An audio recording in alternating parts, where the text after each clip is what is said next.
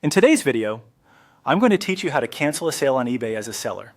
This process is straightforward, and I'm here to guide you through each step to ensure you can manage your listings with ease. Whether you've decided not to sell an item or need to make some last-minute changes, these instructions will help you end those unwanted listings quickly. First, head over to eBay by opening your web browser and going to ebay.com. If you're not logged in already, you'll need to sign in with your credentials. This will take you to your main eBay dashboard, where you can oversee all your buying and selling activities.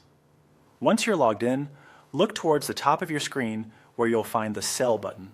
Clicking Sell will direct you to the Seller's Central area, which contains information about your sales, any pending transactions, and of course your current listings.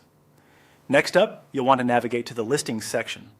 Hover over this tab, and from the drop-down menu, select Active.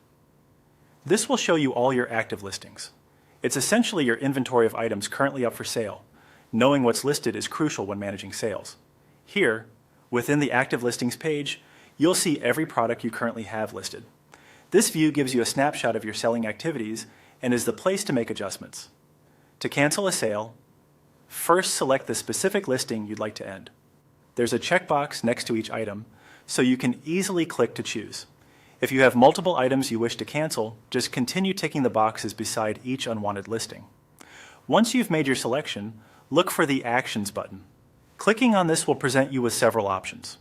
What you need to do here is select End Listings. This action will remove the chosen items from being available for purchase, effectively canceling any potential transactions. It's important to check one last time before confirming the action, just to ensure you're canceling the correct listings.